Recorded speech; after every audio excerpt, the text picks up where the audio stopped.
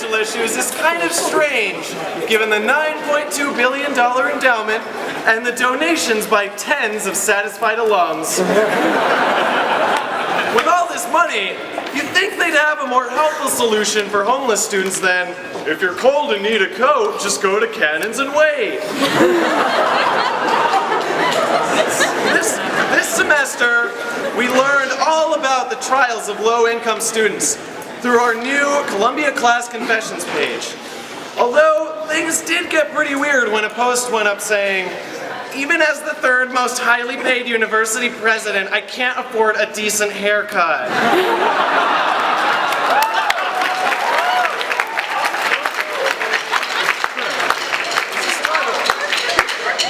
Struggle.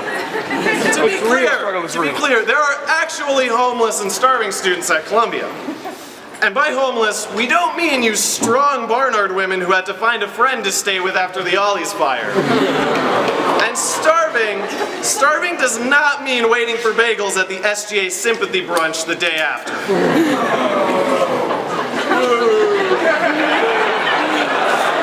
SGA. It's kind of strange that despite thousands of quality of life surveys, not a single administrator picked up on the response that said, for the love of God, I'm homeless and I don't even get a sympathy bagel. I mean, as soon as students even consider enjoying their time at Columbia, the administration comes down hard, like a plane in the French Alps.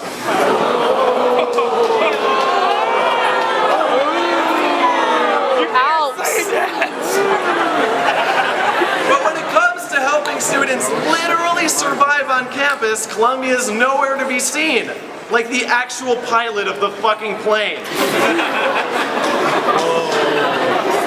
Heavy stuff. Thankfully, the student body has picked up the slack, organizing a Facebook page called CU Meal Share, otherwise known as the only way of organizing a dinner date with a stranger now that Columbia Admires is gone. It's even better than Tinder, surprisingly. After all, you never get food out of a Tinder date unless you count eating pussy.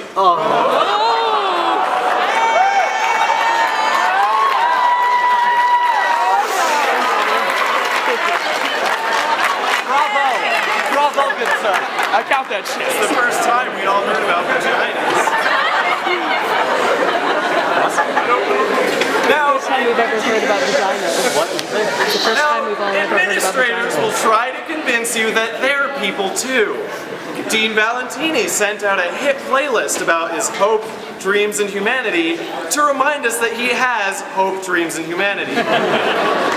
And Dean Crom recently wrote a hip op-ed in which he mentioned her family and hobbies and how good she is at listening to make it seem as though she's actually human.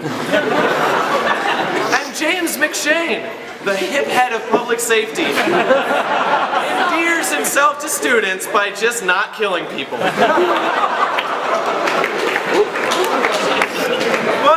But we can't be too hard on Columbia. Maybe they are using their money for a good cause.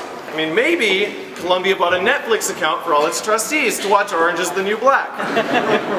To help them figure out what private prisons are. I wrote that. Or maybe it's going towards Asian relief efforts to help those who have suffered from devastating carnage. Namely the owners of Ollie's.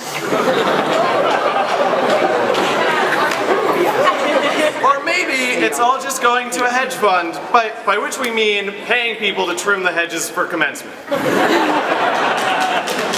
In honor of a match made in meal share, the band now forms a dinner date and performs, Hey, you got a swipe?